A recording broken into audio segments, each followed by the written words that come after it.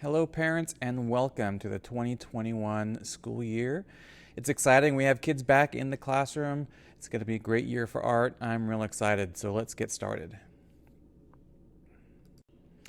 We usually start the year by going over some drawing techniques and learning how to draw from observation and using your eyes to see and building those basic drawing skills before we move on to other types of projects.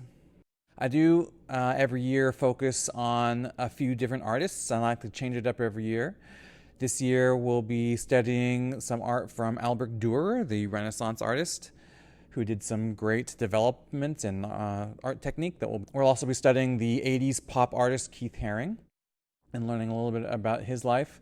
One of the things we do in this class is we talk about art a lot. They're going to be learning about how to describe art, how to talk about art, about elements and principles of art. And we're going to be talking about a lot about what art is. Art is one of those nebulous things that's kind of hard to define. We kind of know it when we see it, but what is it that really makes something art?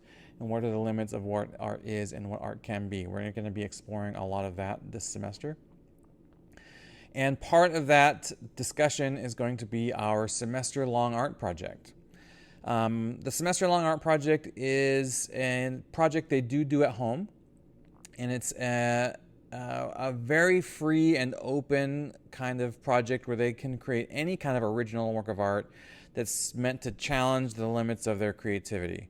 What I really want them to do is use something unusual to make art. Some kids make things out of things they've pulled out of the recycle bin. They can make things out of cardboard, trash. They can do photography. Almost anything that they can think of to use, they could use to make art. And that's kind of the theme of this project, is to use not just paint a painting or do a pencil drawing, but to do something kind of new and original and one of a kind. And they're going to be writing proposals for this project in October, and we'll be presenting them in December. In terms of homework, the homework is pretty easy for this class. You can expect them to do about 2 drawings a week, and I check the drawings every 2 weeks, so every time they turn it in, they'll be turning in 4 drawings.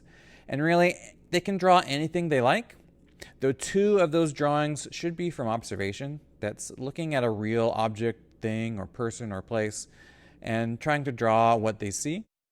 Something that's real, not from a photograph. The other one of those 2 drawings, it can be anything they want. I just want them to learn to love the experience of drawing and creating art and making something that's their own. The drawing should be 15 minutes and fill up most of the page, so that means there should be 4 pages of drawings. As long as they put in the correct amount of time and they fill up the page, they will get 100% on their grade. I don't really grade based off of the level of drawing experience they have. I mostly am looking for that they spent time enjoying the process of drawing for that assignment. Most assignments are graded on 4-point rubrics: 4 for excellent or very good work, 3 for adequate work or work that meets expectations, 2 for poor or unacceptable work, and 1 for incomplete work. Almost everyone gets either a 4 or a 3 on a rubric, and each project uses a series of rubrics. So for example, in what we're seeing here, this project we're looking at uses 4 rubrics, such as the use of contour lines or shading technique, using a grid, or creative effort. So a final grade will be based off of a combined use of 4-point rubrics for each category. In this case, the students got a 4, 3, a 4, and a 3, totaling 14 out of 16 points, which is a B+. For each major project, we have students write self-assessments. So they'll be doing a lot of evaluating how they did on projects. And that's how we learn to improve and think about the artistic choices we make and how we could have made maybe better just artistic choices and build on the improvements of what we did well. So I always ask students to give comments and write assessments in each of the rubric categories. And then I evaluate the level of their self-assessment and to make sure they are really thinking about the work that they've done. Lastly, I'd like to direct you to my website at mrnickel.com. My website has lots of great resources, including if you've lost the syllabus, you can download that. There are galleries that show the artwork that we've done over the years. I think we've got the last 4 years of art shows in that gallery. There's a series of videos from my YouTube channel that show lots of different art techniques or discuss several artists that we've learned about over the past few years. And I typically try to make sure that all my lessons have videos up so that if a student misses class, they can review it in the video section on my website. This class is going to be challenging and fun. That's the motto that I give my art students at the beginning of the semester.